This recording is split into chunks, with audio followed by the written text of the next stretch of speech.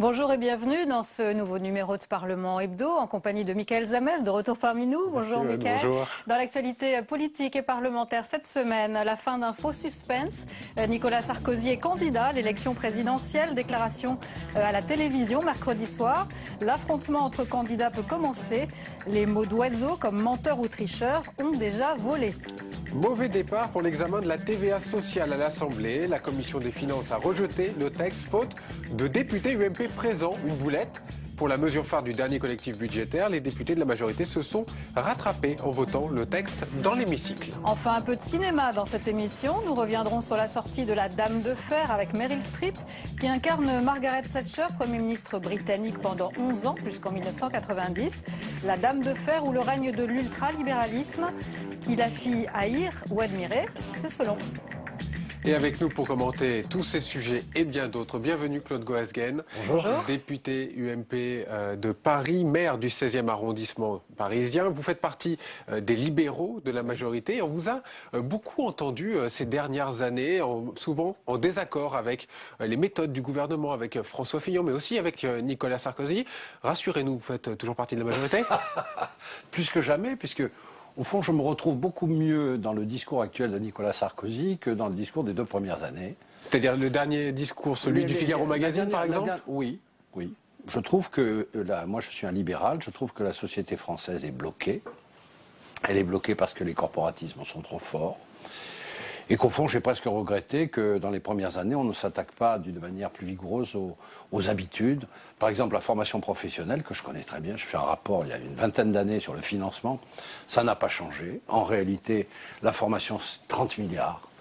Vous avez les patrons, les syndicats, les régions, tout le monde est d'accord pour rien faire. En réalité, c'est les chômeurs qui payent. Et qu'est-ce qui n'a pas fonctionné alors dans ces premières années de quinquennat, pour vous en tout cas? Oui, moi j'ai trouvé qu'on n'était pas assez libéraux dans les premières années. Ça n'allait pas assez loin. Ça n'allait pas assez loin. Ben, je suis très content de voir que maintenant, s'il faut recourir au référendum, je pense que s'il faut le faire, il faudra le faire car la démocratie parlementaire française est quand même très On va y revenir fatiguée. au cours de cette émission.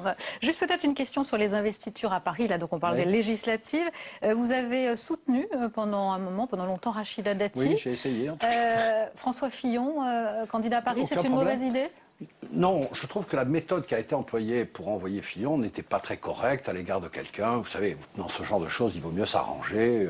On trouve toujours des arrangements. On a fait ça d'une manière un peu autoritaire, et je dirais presque un peu machiste, quoi, à l'égard de Rachida Dati. Femmes, clairement. Oui. Bon, cela étant, maintenant, il y a les investitures. François Fillon est quelqu'un que je soutiens et je soutiendrai. Moi, je n'ai pas une mentalité de dissident. Quand le parti a décidé d'investir François Fillon, j'ai dit à Rachida Dati, j'ai fait tout ce que j'ai pu. Mais là, maintenant, nous n'allons pas rentrer en dissidence pour empêcher le président de la République de donner des ennuis supplémentaires au président, qu'il y en a assez. Rachida Dati, elle a raison de continuer son combat ou pas? Je ne crois pas, non, franchement, je crois qu'elle a tort. Elle a un grand avenir devant elle si elle sait de temps en temps calmer son ardeur. Et je comprends un peu qu'elle soit furieuse, mais enfin, vous savez, la politique, c'est avaler aussi des couleuvres. On va passer à l'actualité de la semaine. Lundi, à l'Assemblée nationale, une question évidemment qui va vous intéresser. Où sont passés les députés UMP?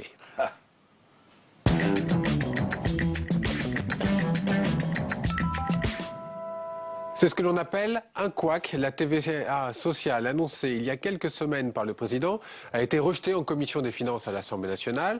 La cause est toute simple, il n'y avait pas suffisamment de députés UMP pour voter la mesure. Un simple retard pour la droite, une petite victoire pour la gauche.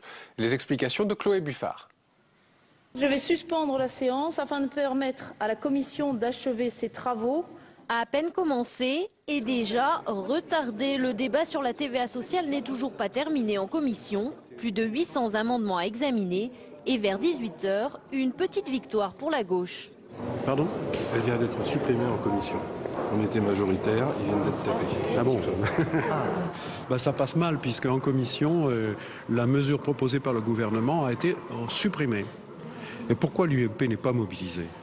Aller devant les électeurs pour se faire réélire, alors que le bilan de l'actuelle majorité est catastrophique sur le plan économique et social, en disant c'est nous qui avons augmenté la TVA, c'est nous qui allons provoquer l'augmentation des prix, c'est nous qui allons porter la responsabilité de la baisse de pouvoir d'achat, et en plus c'est nous qui allons porter la responsabilité de casser la croissance. C'est pas facile à porter.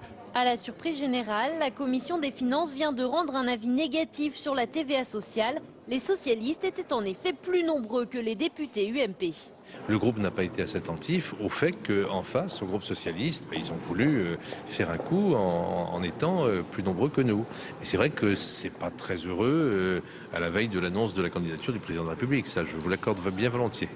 Il s'agit d'un simple avis sur la TVA sociale. Le gouvernement pourra passer outre et rétablir le texte en séance. Avec plus d'1 heure et demie de retard, le débat commence dans l'hémicycle dans un climat très tendu. Soyez heureux, soyez fiers de votre coup qui a fait perdre 1 heure et demie de débat à l'Assemblée, qui a fait perdre du temps à tout le monde, qui n'aura rien apporté au schmilblick, sauf une petite satisfaction de M. Hérault. C'est un couac qui tombe mal pour la majorité car Nicolas Sarkozy a fait de la TVA sociale une des mesures phares de la fin de son mandat. Alors, Claude Goasguen, ce texte a finalement été voté, mais est-ce que c'est un acte manqué de la part des députés UMP qui ne sont pas très favorables à cette TVA? D'abord, c'est pas vrai, ils l'ont voté récemment. Contraint et forcé, apparemment. Non, on va pas contraint et forcé. C'est pas une TVA sociale, contrairement, on en parlait tout à l'heure. Non, ce qui m'a beaucoup choqué, c'est que les socialistes, au cours du week-end, sans prévenir personne, aient fait une petite magouille de couloir. Ils ont fait basculer 10 personnes d'une commission sur une autre, ce qui est bon, à la limite classique. Ce qui est beaucoup plus inquiétant. Oui, Hollande.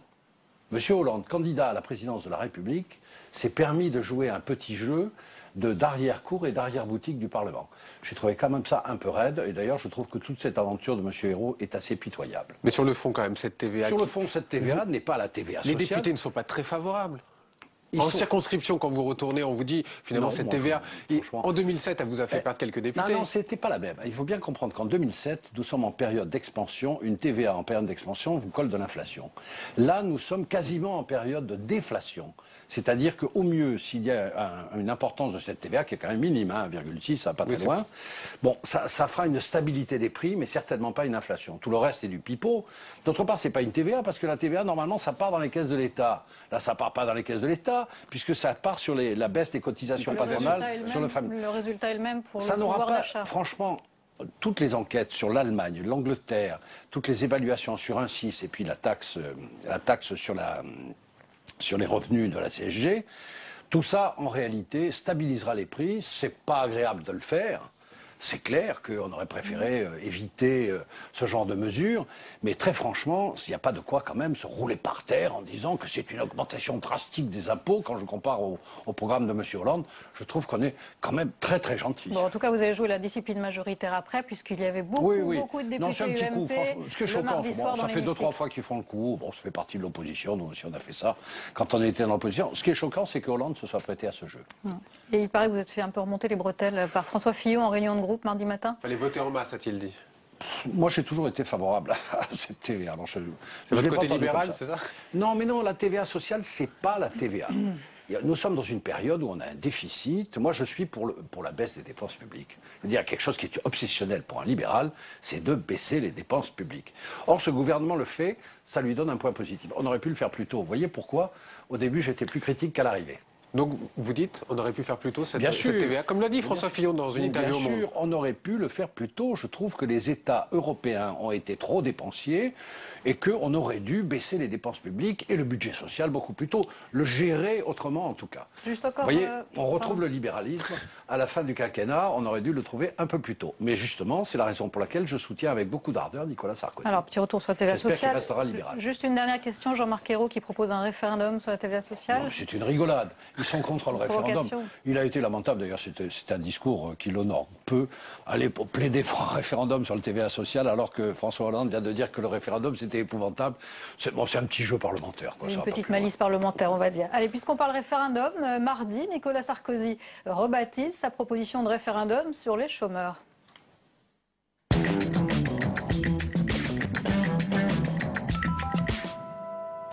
En ce mardi, on guette les moindres déplacements du président pas encore candidat. Devant une nuée de caméras dans l'Isère, Nicolas Sarkozy reparle de l'idée d'un référendum sur les obligations des chômeurs, mais parle plutôt, cette fois-ci, de droit à la formation. Les ministres prennent ensuite le relais dans l'hémicycle. Jérémy Hartmann. Samedi, dans les pages du Figaro Magazine, cette fois-ci devant les salariés de Photowatt, Nicolas Sarkozy a décidé de marteler sa nouvelle idée phare. S'il le faut, je demanderai au peuple français son avis sur cette question de la formation, du droit à la formation à tout âge, pour ne laisser tomber personne. Parce que chacun a le droit de travailler s'il s'en sent la force. Plus question de référendum sur les chômeurs, les mots sont choisis. Le concept, lui, n'a pas changé. Face aux députés dans l'hémicycle, les ministres du gouvernement assurent le service après-vente des annonces du président candidat. L'idée est simple, c'est davantage de droit à la formation. Et pour qu'il y ait bien évidemment indemnisation, disons les choses clairement, c'est une offre de formation sérieuse ou une offre d'emploi sérieuse est refusée. Est-ce que l'on continue à ne rien faire et à ne rien dire? Je le dis clairement, les droits et les devoirs, c'est ensemble. Sur des sujets comme cela, il ne faut pas avoir peur du peuple, parce que le bon sens, il a aussi toute sa place dans un référendum. Pas convaincus, les députés de l'opposition dénoncent une mesure démagogique et parlent de stratégie d'enfumage. Nicolas Sarkozy me fait penser à ces pickpockets qui essayent d'attirer l'attention des électeurs sur un autre sujet que celui qui les préoccupe pour pouvoir leur faire les poches. En l'occurrence, pour pouvoir faire les poches avec la TVA sociale, pour pouvoir menacer les salaires et la protection sociale, il faut qu'il attire l'attention des électeurs sur un autre sujet. Si elle ne fait pas l'unanimité, l'idée lancée par Nicolas Sarkozy correspond en tout cas à sa stratégie de campagne, obliger le camp adverse à se positionner sur ses propositions. Bon, Claude Goasguen, on s'y perd un petit peu dans ce référendum. Quelle est la bonne question? La bonne question. C'est un sujet la question du très référendum? important. Ce qui vient d'être évoqué est un sujet très important, tellement technique que les Français auront du mal à saisir exactement la portée du système. Moi, c'est un sujet que je connais parfaitement. Depuis 20 ans, ni la gauche ni la droite n'arrivent à débloquer ce vaste barnum de 30 milliards d'euros qu'est la formation professionnelle. Est-ce qu'une question aussi complexe peut se traiter par référendum avec une seule question? Mais parce que justement, on n'arrive pas à la régler. Ils sont tous d'accord. Le patronat est d'accord avec les syndicats, qui est d'accord avec les régions pour ne rien faire. En réalité, cette formation, elle est exercée. Vous savez-vous combien il y a d'institutions de formation en France? 50 000. Savez-vous combien il y en a réellement? 800. Et on ne pouvait pas régler ça par la loi? Non, on ne peut pas arrêter. On a fait des tas de lois. Elles ne sont pas appliquées parce que tout le monde se retrouve autour de la table. C'est exactement ce que Nicolas Sarkozy a décrit dans son meeting. En disant, c'est le consensus pour garder, ne nous embêtons pas. Le rapport Perruchot aujourd'hui, d'ailleurs, va tout à fait dans le même sens. Hein. Je vous assure, c'est une question très importante dont les chômeurs seront bénéficiaires. Parce que cette formation, elle doit servir en priorité à eux. Ce n'est pas le cas. Vous avez 1000 instituts formés par des sectes. Quelles questions soumettons aux Français? Exactement la question qui vient d'être posée. Comment se fera la réforme On mettra un article de loi avec la manière dont se fera l'indemnisation des chômeurs, le droit à la formation et le fait d'avoir une formation prioritaire pour les chômeurs qui soit qualifiante et qui permette d'avoir un emploi. Donc c'est une façon de ne pas passer par les syndicats. Mais c'est une façon de casser ce consensus social mou qui nous tue depuis une vingtaine d'années. Malheureusement, on y est obligé. Mais je crois que c'est l'intérêt du peuple que de voter une réforme. C'est ce que Nicolas Sarkozy a appelé le blocage. C'est un blocage, mais bien sûr que c'est un blocage. C'est-à-dire qu'avec les syndicats, on ne peut plus négocier, c'est le blocage? Pas seulement les syndicats, le patronat, les experts, les professeurs, les instituts, l'argent coule à flot dans cette histoire et on fait n'importe quoi avec cet argent. Il n'y a plus de place pour la négociation? Et alors la gauche, d'ailleurs, je remercie la gauche, elle avait repris mon rapport à l'époque, parce que je l'avais fait en 93. Ils sont cassés les dents pareil. Vous tombez là dans un mur d'indifférence et de dorure. Et vous faites toutes les commissions d'enquête de la Terre, vous n'y arrivez pas, parce que c'est très complexe, vous avez des organismes collecteurs, les régions, tout le monde rentre en concurrence, et finalement, il y a 10% de l'argent de la formation professionnelle seulement qui va aux chômeurs. Alors l'idée du référendum est tout à fait à la mode. François Fillon en a proposé un mardi, encore en réunion de groupe, sur la règle d'or budgétaire. Vous êtes d'accord? Moi je suis d'accord, mais à mon avis, si la gauche est minoritaire, je ne vois pas comment elle pourrait éviter elle-même de voter la règle d'or, puisqu'elle l'a proposée. Donc vous savez qu'on fait référendum parce qu'on n'a pas... majoritaire au Sénat. Oui, non, mais je ne vois pas comment les sénateurs pourrait refuser la règle d'or, puisque François Hollande... Jusqu'à présent, ils l'ont refusé. Mais ils l'ont refusé pour le moment parce qu'on est avant l'élection.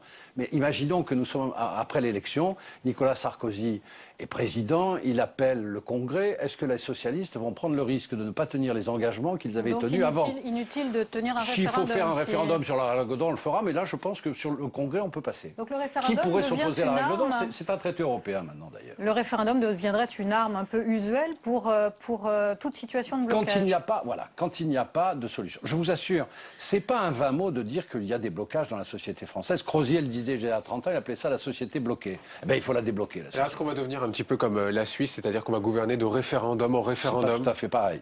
Mais il y a une vraie réflexion à mener sur la démocratie parlementaire. Il y a une vraie réflexion. S'il y a un référendum, il n'y a plus de démocratie parlementaire. Si, il y a, vous savez, pour le moment, la démocratie parlementaire, il faut la chercher à la loupe, quand même. On est plutôt dans un système présidentiel quasi monarchique.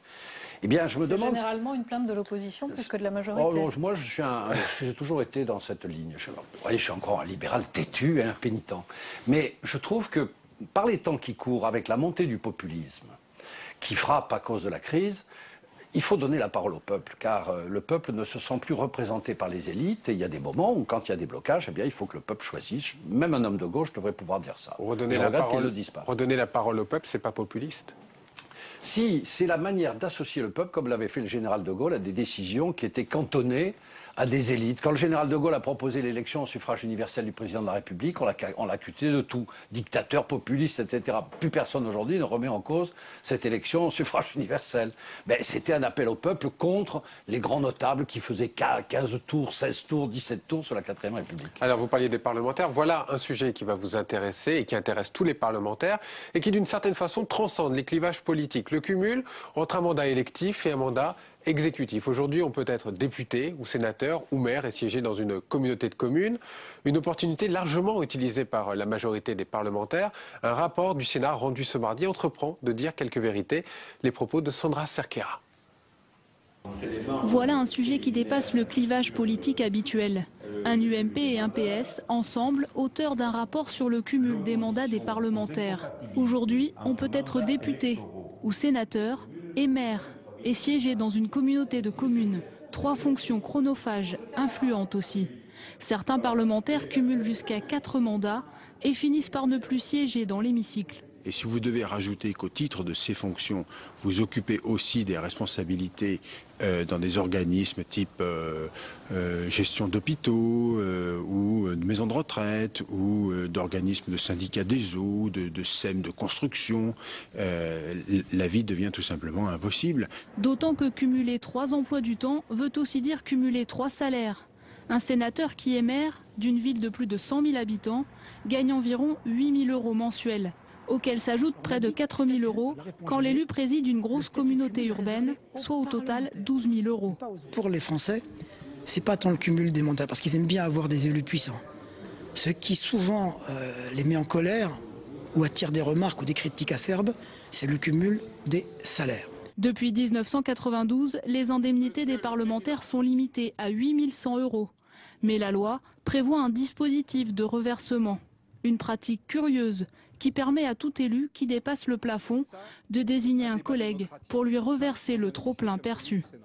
Alors si vous deviez choisir Claude Goasguen, est-ce que vous garderiez les deux? D'accord, vous choisiriez donc pas entre député et maire. Le sénateur commet une erreur, les parlementaires n'ont pas de salaire, ils ont des indemnités. Les indemnités sont écrêtées. L'écrêtement n'appartient plus, dans la plupart des cas, aux parlementaires. C'est la collectivité territoriale auquel il appartient qui répartit cet écrêtement en fonction, d'ailleurs à Paris ça a fait quelques problèmes, de la majorité. Alors est-ce qu'il ne faudrait pas plafonner on est plafonné. Ces indemnités? On est plafonné, on est déjà plafonné. L'écrêtement c'est le plafond, on ne peut pas aller au-delà. Ce que je trouve en revanche, la vraie question c'est, pourquoi est-ce qu'au fond le cumul existe en France et pas ailleurs? Il faut le limiter, c'est sur 3 ou 4 mandats, c'est absurde. 2. Parce que l'administration est toute puissante. Très franchement, moi je suis maire d'arrondissement. Si je ne suis pas député, mais M. Delanoë me passe sous les fourches codines déjà toute la journée, mais là c'est plus la peine que j'exerce mon fonction de maire d'arrondissement. C'est-à-dire que vous ne pourriez plus. Ça veut dire que moi je suis contre le cumul. Je veux bien qu'on limite le pouvoir, c'est ça que vous voulez dire. Mais il n'y a pas assez de pouvoir. Moi je veux que l'administration puisse céder devant l'élu. Or, malheureusement, le cumul des mandats demeure parce que l'administration est toute puissante. Si vous n'êtes pas à Paris pour défendre votre beefsteak et que vous êtes maire, c'est pour ça que Delanoë a commis une grave erreur en n'étant pas d'ailleurs parlementaire, ça a beaucoup pâti à Paris, il faut être avec le gouvernement, contre le gouvernement, suivre le gouvernement, ne pas lâcher le gouvernement. C'est malheureusement le style français. Mais si on veut changer effectivement ce style en décentralisant, en donnant plus de pouvoir aux élus, je suis tout à fait d'accord pour abandonner le cumul. Oui, c'est-à-dire que le cumul, le non-cumul doit s'accompagner d'une réforme. Bah, bien sûr, bien sûr. Ça va être un gros chantier.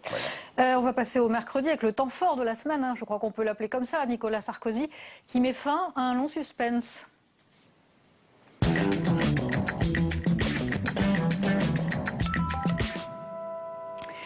Le président a choisi le décor d'un journal télévisé de 20 h, celui de TF1, pour annoncer sa candidature. Un oui qu'il présente un peu comme une obligation. Ne pas se présenter serait, dit-il, comme un abandon de poste. On l'écoute. Oui, je suis candidat à l'élection présidentielle. Et donc si j'ai décidé d'être candidat à l'élection présidentielle, c'est parce que j'ai des choses à dire aux Français, j'ai des propositions à leur faire, et que les changements que nous avons engagés, dans les 5 années qui viennent, il faut que les Français comprennent que la question essentielle qui est posée, c'est celle que si la France est forte, ils seront protégés. Alors le président s'est dit soulagé d'entrer en campagne. Vous aussi, vous l'êtes? Moi, je pensais qu'il allait rentrer un peu plus tard en campagne. Il voulait en découdre parce que je crois qu'il en avait assez de prendre des coups sans pouvoir rendre. Et bon, on a vu d'ailleurs après que le candidat n'est pas le même que le président. Bon, très bien, c'est un très bon candidat. Bon, c'est une annonce dont il a jugé utile d'avancer la date. Pourquoi? Il a raison. Je crois qu'il avait envie d'expliquer, d'en découdre, quoi. Il avait envie d'en avoir assez, de voir en permanence. Pas une question de sondage, pas une question de stratégie politique. Oui, aussi, sûrement. Il faut rattraper le retard. Enfin, tout ça, c'est le grand communicant, les grosses têtes qui étudient les sondages. Je crois qu'il a un tempérament. La politique aussi. Oui, mais enfin, vous savez, quand un tempérament comme Sarkozy, c'est un tempérament de combattant. Hein. C'est quelqu'un qui ne se laisse pas marcher sur les pieds comme ça. Et on l'a vu d'ailleurs immédiatement après. Cela étant, sur le plan, on aurait pu imaginer qu'il le prenne un peu plus tard, cette posture de candidat. Mitterrand l'avait fait le 22 mars, c'est-à-dire au dernier moment. C'est un choix. Je crois qu'il Jacques Chirac, le 11 février. Il veut aller dans l'arène. Il a des choses à dire au peuple. Et vous le connaissez bien. Vous n'avez pas eu l'impression, lors de cette interview qu'il a donnée sur TF1, qu'il avait plus une question de devoir que d'envie? Non. Non, parce que je le connais bien. Il adore ça. C'est un homme de meeting, c'est un orateur exceptionnel, c'est un débatteur.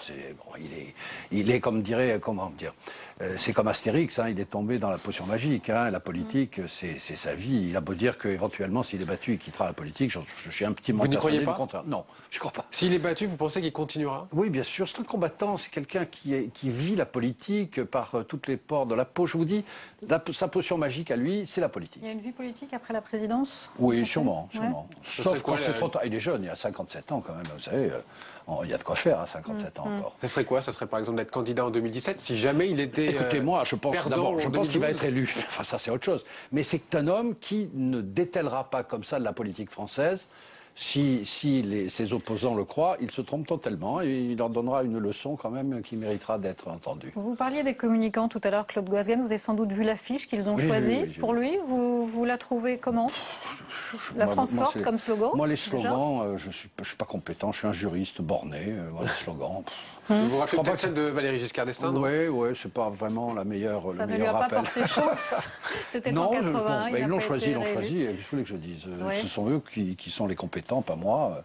On fera campagne pour Nicolas Sarkozy, France forte, France juste, France tout ce qu'on veut, mais surtout, évitez-nous la France de Hollande, quoi. Mais vous avez vu les sondages ces derniers temps. Le changement, c'est maintenant, c'est pas vraiment non plus du type génial. Hein. Le changement maintenant, avec ça, vous pouvez vendre des spaghettis, du dentifrice, etc. Un mot rapide quand même sur les sondages. Jamais un candidat n'était parti d'aussi loin.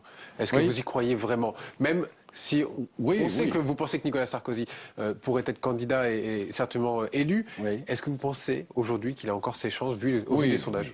On voit bien que la cristallisation se fait. Vous savez, il y a 6 mois, Nicolas Sarkozy n'était même pas sûr d'être en deuxième tour.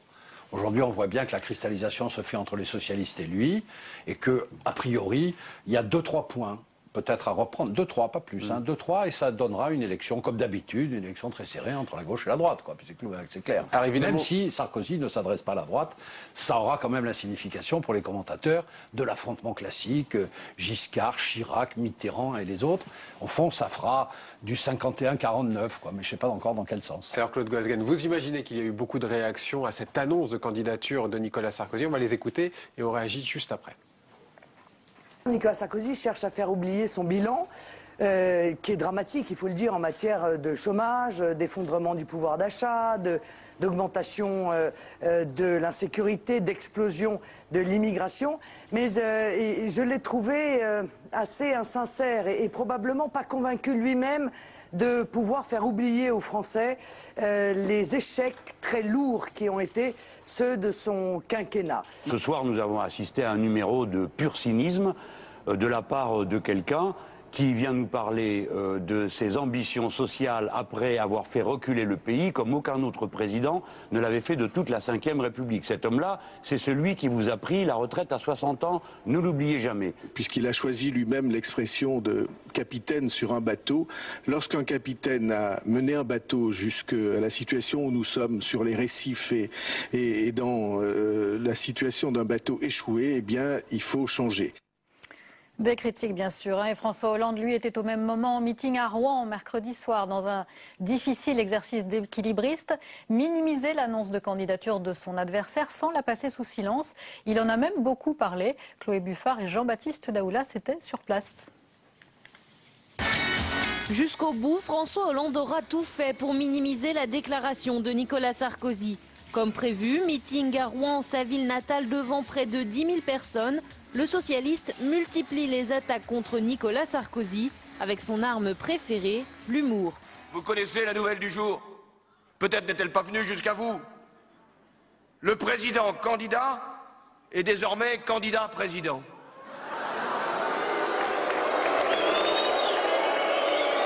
Mais je vais vous faire une confidence. Moi, je m'en doutais. Pendant plus d'une heure, il martèle ses valeurs, vérité, travail, justice. Comme au Bourget, il attaque la finance qu'il entend dominer et il ironise sur les référendums proposés par Nicolas Sarkozy. Et j'ai même trouvé la question qui sera posée à nos concitoyens. Voulez-vous poursuivre 5 ans de plus avec le même président ? Voulez-vous changer de président, de politique, de méthode, de majorité? Eh bien voilà le référendum qui va arriver le 6 mai. François Hollande affirme vouloir poursuivre sa route sans regarder à droite. Mais dès ce soir, le duel à distance se poursuit. Il sera sur TF1. Nicolas Sarkozy, lui, en meeting à Annecy. Alors, chacun son ton pour réagir à cette entrée en campagne. On a vu que François Hollande prenait un petit peu le mode de l'humour pour réagir. Mais écoutez, moi je vais prendre de l'humour pour François Hollande. Figurez-vous que François Hollande a des idées. Moi personnellement, je ne le savais pas. Je ne savais pas qu'il avait des idées. Il paraît qu'il a des idées. Il devrait les exprimer. Il ne devrait pas manier comme ça l'humour. Vous savez, François Hollande croit que tout est facile dans la vie politique. Il est président de Corrèze, il a donné son truc, son petit Bourget, puis il croit que personne ne va l'attaquer, personne ne va dire la vérité aux Français. Ben, le président de la République est en train d'accrocher, on n'est pas content. Ben voilà. Quand on n'a pas d'idée, eh bien on essaye d'en trouver. Pour le moment, je ne vois aucune idée. Si, j'en vois 3. 1, l'impôt. 2, l'impôt. 3, l'impôt. Voilà la solution miracle de François Hollande. Très franchement, si c'est ça qu'il appelle des idées, il va falloir qu'il cherche autre chose. Et dès le lendemain, justement, en meeting, Nicolas Sarkozy ou même François Hollande sur TF1, on a senti que le ton était monté d'un cran. C'est bien, c'est très bien, parce qu'on voit bien... Nicolas Sarkozy a quasiment parlé de menteur pour François Hollande. Ce qui est extraordinaire, c'est que et Hollande et Sarkozy ne se citent pas tout en se citant. Oui. C'est l'inculpation anonyme. Voilà, il faut mais enfin, on a tout compris. C'est la logique politique. Écoutez, Nicolas Sarkozy, ça fait des années que les socialistes à l'Assemblée glapissent contre Nicolas Sarkozy, qui est un imbécile, c'est quelqu'un qui se trompe, il ne connaît rien, il a des amis au placé. Eh ben, ça fait du bien à Hollande de temps en temps de se faire rafraîchir. Il s'est fait rafraîchir. Il le prend pas bien d'ailleurs. Hein. Il a un humour assez grinçant, parce que je l'ai trouvé très mauvais hier soir dans sa réaction. Hein. Tu es presque déstabilisé. Vous savez, le jeu de Hollande, c'est de ne plus rien dire, de se dire après tout, je dis plus rien, comme ça il ne m'arrivera rien, on continue. Eh, ça ne va pas se passer comme ça. Là, c'est pour ça que je crois qu'il se trompe complètement. On sent un nouveau ton du côté de l'UMP. C'était pas le cas il y a quelques semaines. Écoutez, vous n'étiez pas. Ah non, maintenant le nouveau ton. Moi, je fais plusieurs débats. Vous êtes vraiment rentré en campagne. Ah oui, on est rentré. Les socialistes nous voulez en ont découdre en fait. Plein la tête depuis plusieurs semaines. Ils glapissent littéralement. Maintenant, ils se rendent compte qu'en réalité, il y a une mobilisation de l'UMP. Et on ne croyait pas quand même qu'avec le nombre d'adhérents qu'on a, avec les structures de partis qu'on a, on va rester comme ça, l'arme au pied, à écouter toute la journée M. Hollande parler de la société du rêve qu'il nous propose. Enfin, et tout ça, il va falloir sortir de la bleuette là-dedans. C'est une campagne qui s'annonce dure, non ? Ah, c'est une campagne qui s'annonce sévère parce que la conséquence de tout ça pour les Français va être extrêmement sévère. C'est pas du tout le même type de société. Coller des impôts aux gens, faire de la dépense publique, faire voter les étrangers aux élections locales, ce sont des choix graves. Donc, il est de notre devoir de dire attention. C'est une des campagnes les plus dures auxquelles vous avez... Oui, c'est une campagne qui, depuis 2 mois en tout cas, c'est une campagne qui est difficile. J'espère que Nicolas Sarkozy va avoir, je sens d'ailleurs un peu dans les sondages un frémissement, que ça va pouvoir se normaliser. Mais comme je connais la gauche, qui a un côté Tartuffe quand même extraordinaire, ils vont être odieux. Odieux. Ils sont odieux depuis 50 ans. L'UMP, non, ça va. Mais ça, on répondra coup pour coup. Très franchement, moi je préférais que ça soit un débat, qui soit un débat serein, mais tous les adversaires que je rencontre dans les débats n'ont pas l'humour gentillet de M. Hollande. Hein. Ils tapent très fort. Puis surtout, ce qui m'agace, moi, chez les socialistes, c'est ce côté Tartuffe, quoi. Hein. Bien sûr, ils sont vertueux. On a un élu socialiste par jour qui est foutu en examen et qui se retrouve quasiment devant le tribunal, mais on n'en parle jamais. Ce sont bien entendu les gens de droite qui ne sont pas vertueux, etc. Bon, on va, comme je disais tout à l'heure, il faut débusquer, on va débusquer les tartuffes. On va passer à un autre sujet. C'est un habitué des dérapages, mais cette fois c'est un député UMP dont on va parler, Christian Vanest. Il récidive et déclenche à nouveau une tempête. En cause, ses propos niant la déportation des homosexuels français durant la Seconde Guerre mondiale. Il devrait être exclu de l'UMP la semaine prochaine. Les explications de Thomas Soulier. La vidéo a été postée vendredi sur ce site d'une association chrétienne, Liberté politique. Thème de l'interview, la famille et l'homosexualité. Un sujet sur lequel Christian Vanest a déjà dérapé à plusieurs reprises. Cette fois-ci, il donne sa version de l'histoire. Il y a la fameuse légende de la déportation des homosexuels. Il faut être très clair là aussi. En Allemagne, il y a eu une répression des homosexuels et la déportation qui a conduit à peu près à 30 000 déportés. Et il n'y en a pas eu ailleurs. Et notamment en dehors des 3 départements annexés, il n'y a pas eu de déportation homosexuelle en France. Une version contestée par les historiens, notamment par Michael Bertrand. Dans son ouvrage référence, il avance le chiffre de 62 déportés homosexuels français. Mais au-delà des chiffres, c'est la polémique qui embarrasse la droite. La condamnation est quasi unanime. En politique, on ne peut pas dépasser un certain nombre de bornes. Il a tenu une fois de plus des propos ignobles et notre famille politique va tirer toutes les conséquences de ces propos. Jean-François Copé a tranché. Christian Vanest ne pourra pas se présenter sous l'étiquette UMP pour les prochaines élections législatives. Et le parti pourrait même l'exclure. La faute à qui? Au lobby homosexuel, selon le député du Nord, qui persiste et signe. Ce lobby est d'une puissance absolument terrifiante. Mais terrifiante, hein. Terrifiante. C'est vraiment, ce sont des gens, ce sont vraiment des adversaires dangereux de la démocratie. Hein, oui. Christian Vanest sera-t-il candidat sans étiquette en juin prochain? Le député n'a pas encore pris sa décision. Oh là là, faut l'exclure. Le cas Vanest sera examiné mercredi prochain lors d'un bureau politique de l'UMP. Alors Christian Vanest n'est pas à son coup d'essai, il avait déjà tenu des propos en 2006, en 2010. Pourquoi ne pas l'avoir exclu bien avant? Écoutez, on l'a suspendu, il s'était un peu calmé, là maintenant c'est fini, hein, il faut exclure. Vraiment, ce qu'il a dit est inadmissible. C'est inadmissible, c'est du négationnisme. Quand bien même il n'y aurait eu qu'un seul homosexuel qui était en camp de concentration parce qu'il était homosexuel. Quand bien même, c'est pas en France, mais en Allemagne, en Tchécoslovaquie, n'importe où, ce qu'a dit M. Vanest est inadmissible. On ne peut pas admettre. On ne peut pas admettre qu'il n'y ait pas un mot de ce point de vue pour dire c'est vrai que les chiffres sont contestés, mais rien. Himmler, je parle de Himmler, qui aurait tout d'un coup une lubie contre les homosexuels. Mais c'est gravissime, c'est du négationnisme, c'est épouvantable. Je suis très choqué. Et je ne fais pas partie du lobby homosexuel, hein, je le dis tout de suite. Justement, vous parlez de lobby. Parce que j'ai trouvé ça, alors ça c'est le pompon. Hein, c'est tellement évident. Peut-être resituer ce qu'il a dit à propos justement de ce lobby. Il a dit que l'UMP était sous l'influence médiatique du lobby homosexuel. Je ne suis pas sous l'influence du lobby homosexuel. Je suis contre le mariage homosexuel. Je suis contre l'adoption. Mais très franchement, quand j'entends ça, c'est pas un problème d'homosexuel. C'est un problème que ça me paraît complètement incohérent, scandaleux. Et par conséquent, il n'a plus rien à faire à l'UMP, c'est clair. Il fait partie de cette frange dite de droite populaire. Est-ce qu'elle pose problème, cette droite populaire, elle qui veut couper le cordon sanitaire avec le Front National? Oui, elle pose problème quand elle a des gens comme Vanessa, mais il y a des types très bien là-dedans. Il y a des types qui sont tout à fait corrects, qui ont une vision de la politique qui n'est pas... Vous savez, l'UMP, c'est une grande famille. Hein. Il y a tout, des libéraux, des quasi-populistes, des gaullistes, des démocrates chrétiens. Bon, c'est leur truc. Moi, je n'ai rien contre. Il y a des moments où je ne suis pas d'accord avec eux, il y a des moments où je suis proche. Mais bon, à partir du moment où on reste quand même dans la norme générale, je dirais, d'une société civilisée. Allez, on va passer au jeudi avec un conseil constitutionnel qui se penche sur le problème des parrainages.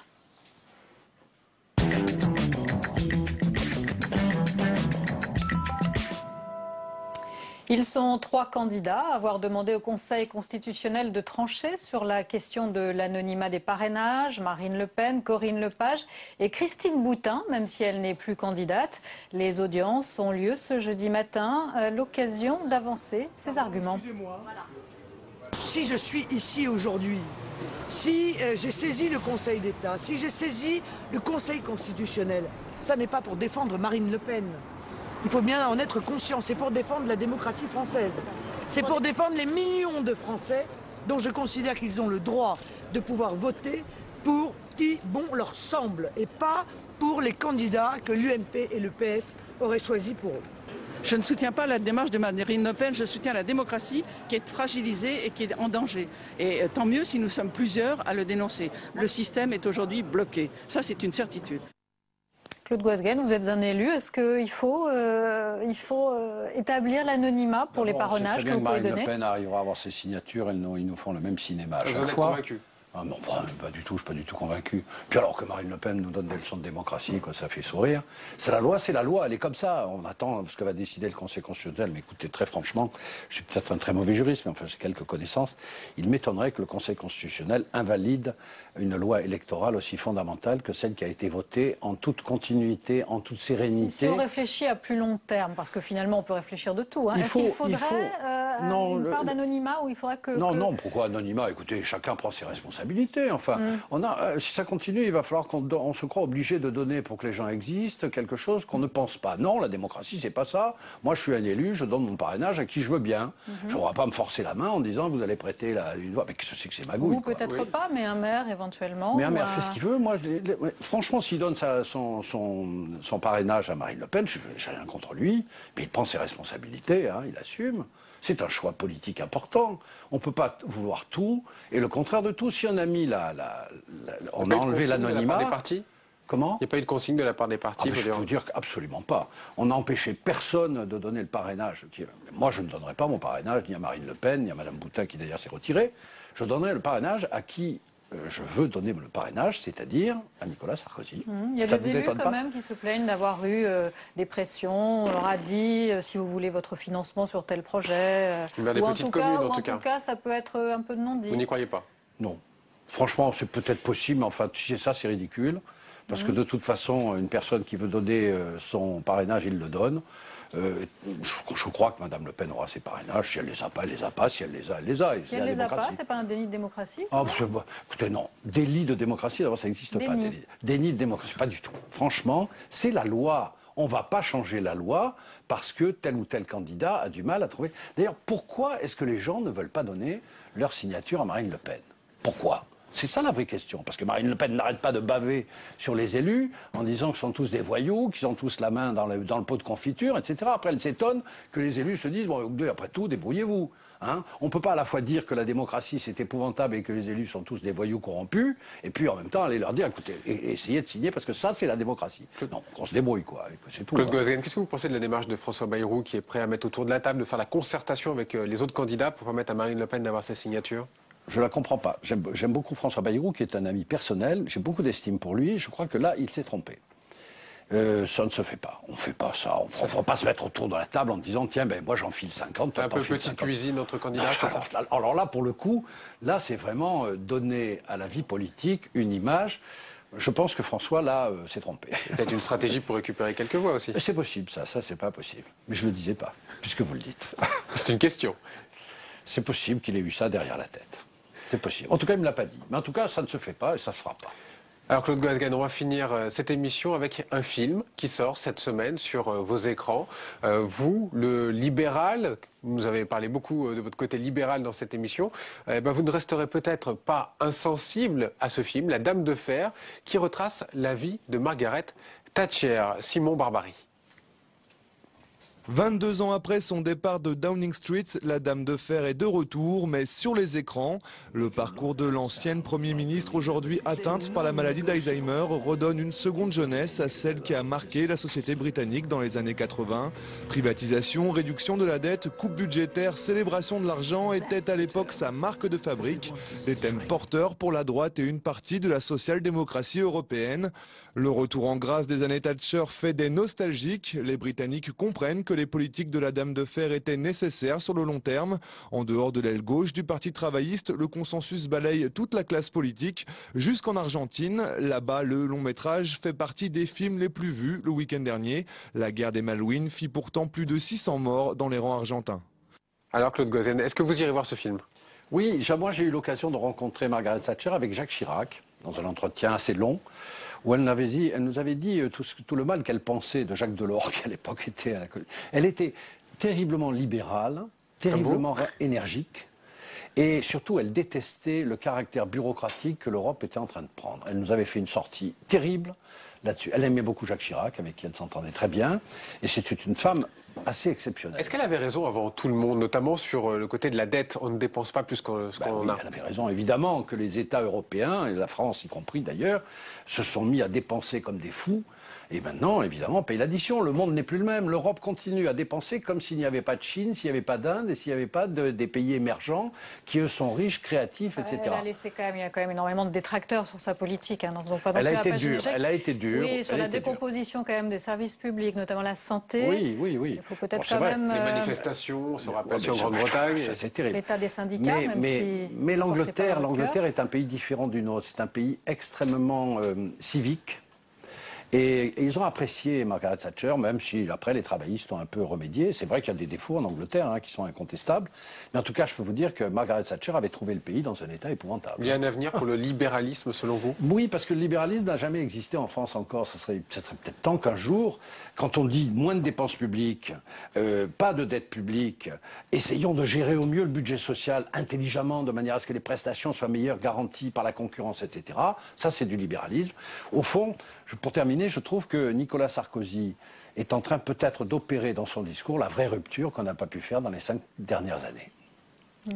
L'époque est au libéralisme, vous pensez? L'époque est à la rupture. En tout cas, il faut que la France change en profondeur. Ça fait 30 ans que nous tournons autour du pot sur un système qui tourne en rond, alors que nos voisins allemands, notamment, ont fait, grâce à Schröder d'ailleurs et à Angela Merkel, une révolution qui leur permet aujourd'hui d'avoir une stabilité mondiale qu'aujourd'hui nous envions, même si c'est embêtant pour un Français de dire qu'au fond on envie l'Allemagne, il faut avoir le courage de le dire.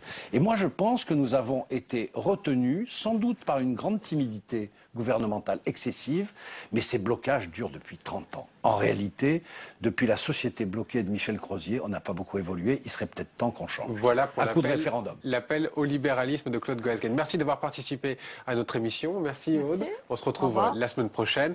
Même heure. Bonne fin de journée à vous tous. Merci.